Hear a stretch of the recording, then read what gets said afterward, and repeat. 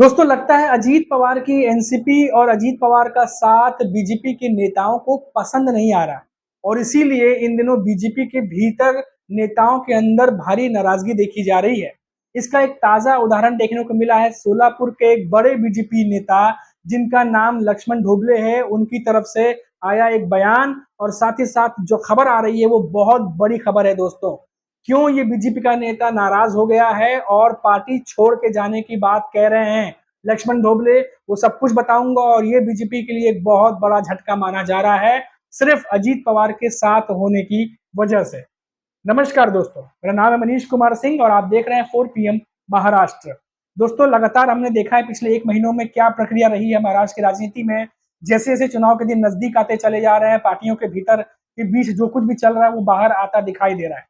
और इसी सिलसिले को आगे बढ़ाते हुए मैं बात करूं तो सोलापुर के एक बड़े नेता हैं, दिग्गज नेता माने जाते हैं लक्ष्मण ढोबले, जो कि बीजेपी में हैं। उन्होंने कहा है, जो खबर आ रही है कि वो आने वाले समय में बीजेपी का साथ छोड़ने जा रहे हैं और पूरा का पूरा जो इसका कारण है वो है अजीत पवार की एनसीपी को साथ लेना, अजीत पवार की वजह से। ये बात लक्ष्मण ढोबले की तरफ से सुनने में आ रही है और बीजेपी छोड़ करके वो शरद पवार की एनसीपी में जाने वाले हैं। आने वाले कुछ दिनों में, 3 से 4 दिनों में हो सकता है कि वो शरद पवार की एनसीपी ज्वाइन भी कर लें। ये बहुत बड़ी खबर है दोस्तों। भाजपा के नजरिए से भी देखिए, बीजेपी के नजरिए से भी देखें तो महायुति को ये बहुत बड़ा झटका लग सकता है, क्योंकि लगातार सीट शेयरिंग की बात हो रही है और तमाम नेता जो अपने अपने इलाके से आते हैं, हर किसी को कोई ना कोई उम्मीद थी कि उनको कुछ ना कुछ जो है वो जब चुनाव में टिकट बंटवारा होगा तो कुछ कुछ फायदा मिलेगा।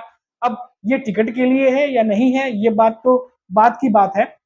लेकिन लक्ष्मण ढोबले कह रहे हैं कि अजीत पवार के साथ आने से बहुत नुकसान हुआ है और वो उनकी जो पार्टी छोड़ने की वजह है, बीजेपी छोड़ने की जो वजह है, वो जो है वो अजीत पवार की एनसीपी को साथ लेना है।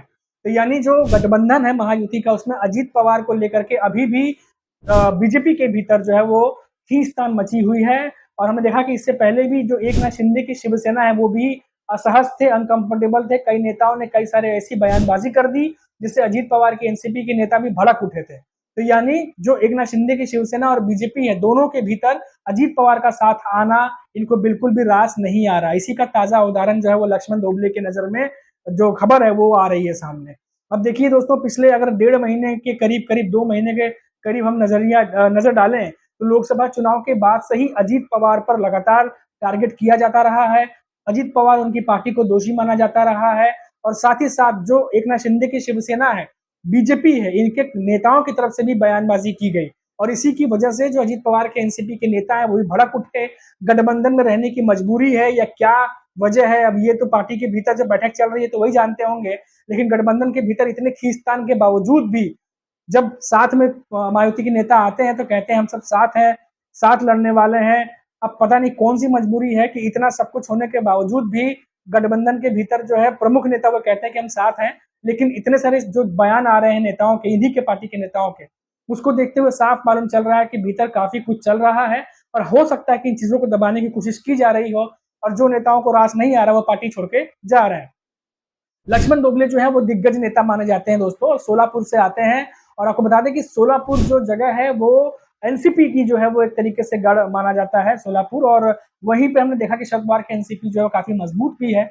और यहाँ पर जो लक्ष्मण ढोबले हैं वो बीजेपी का साथ छोड़कर शरद पवार के ही साथ जाने वाले हैं एनसीपी में, जो खबरें हैं। तो ये अपने आप में एक बहुत बड़ी खबर निकल के आ रही है दोस्तों। और अगर हम अपडेट बात करें सीट शेयरिंग को लेकर के जो खींचतान चल रही है उसकी हम बात कर लें तो अभी आने वाले दिनों में आप देखिएगा कि बीजेपी की तरफ से एक सूची आने वाली है और बताया जा रहा है कि 60 से 70 जो उम्मीदवार हैं उनके नामों की सूची बीजेपी जारी करने वाली है। लेकिन ये सिर्फ बीजेपी के उम्मीदवारों की सूची होगी, ना कि महायुति के अलग दलों के, वो अपनी सूची जारी करेंगे।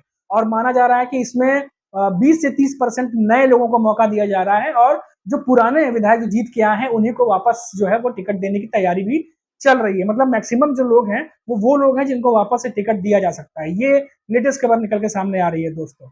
और इसी वजह से, क्योंकि तमाम जो नेता थे जो महायुति में शामिल हुए थे, कुछ तो दूसरे पार्टी छोड़ के बीजेपी में आए थे, उन नेताओं के अंदर भी नाराजगी है, क्योंकि 2022 में जो कुछ भी घटनाक्रम घटा 19 के बाद ये तमाम नेता अपना अपना भविष्य संवारने के लिए महायुति के साथ आए थे। क्योंकि जिस तरीके से मोदी लहर हमने देखी कि 2014 में, फिर 2019 में, उसके बाद जो कुछ भी घटा, महाराष्ट्र में ये हवा बना हुआ था, पूरी तरीके से ये माहौल बना हुआ था कि बीजेपी बहुत ही ज्यादा मजबूत है और देश के प्रधानमंत्री जो नरेंद्र मोदी हैं, उनके चेहरे पर बीजेपी चुनाव लड़ रही है और लगातार 10 सालों में 2 बार ये देखा गया, 2014 और 2019 में, पिछले 6-7 सालों में, कि बार-बार बीजेपी भारी बहुमत के साथ जीत करके आई।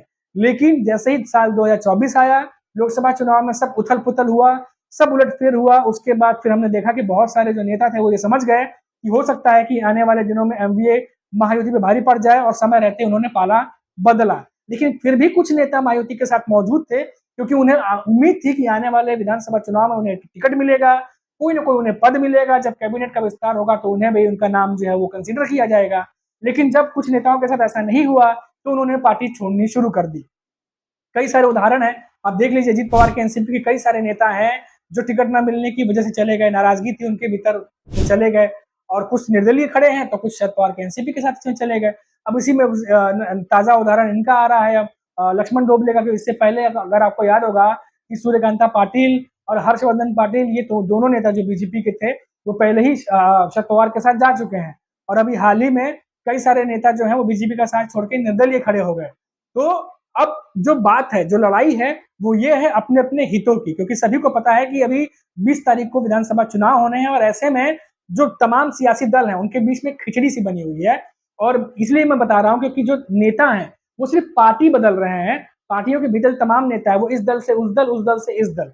सिर्फ जो प्रमुख चेहरे हैं वो सिर्फ अपनी जगह पर मौजूद हैं, बाकी मैक्सिमम जो नेता हैं वो पाला बदलते रहते हैं। तो जो लोग हैं, जो यहाँ के वोटर्स हैं, वो भी इस समय जो मास लीडर है उनको देख करके वोट देने जा रहे हैं, जिनकी अपनी एक पार्टी है, जिनका अपना एक अस्तित्व है, ये भी माना जा रहा है कि उसको देख करके जो लोग हैं वो वोट देंगे। क्योंकि कई जगह लोग कंफ्यूज भी हैं कि कौन सा नेता कब किस पार्टी में चला जा रहा है।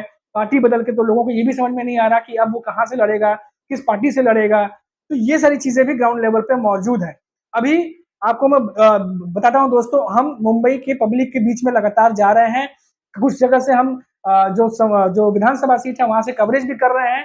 कई बार हम नेताओं को लेकर जब उनसे सवाल जवाब करते हैं तो जो मास लीडर है, अगर मास बात करें, उद्धव ठाकरे हैं, एकनाथ शिंदे हैं, या शरद पवार हैं, या देवेंद्र फडणवीस हैं, जो बड़े नेता, उनको छोड़ दें तो बाकी किसी और नेताओं के बारे में जनता को ये पता नहीं है ज्यादा अपडेट कि अब वो किस पार्टी में है अभी के लिए।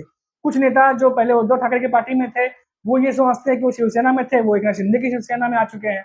तो कंफ्यूजन की स्थिति जनता के भी बीच में है और नेताओं को लेकर के उतने ज्यादा अपडेट या अपडेट नजर नहीं आ रहे।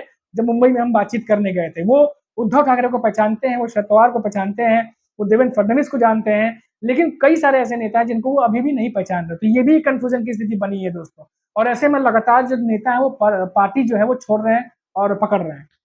तो ये जमीनी हकीकत थी, वो मैंने आपको बता दी। लेकिन ये बहुत बड़ा झटका है जो लक्ष्मण डोबले के रूप में बीजेपी को मिलने जा रहा है। दिग्गज नेता है सोलापुर के और वो बीजेपी का साथ छोड़ के अजीत पवार की वजह से शरद पवार के एनसीपी में जा रहे हैं। तो अभी के लिए दोस्तों इतना ही, फिर लौटेंगे तो बात करेंगे महाराष्ट्र की किसी बड़ी खबर पर। तब तक आप देखते रहिए 4 PM महाराष्ट्र और मुझे इजाजत दीजिए। नमस्कार।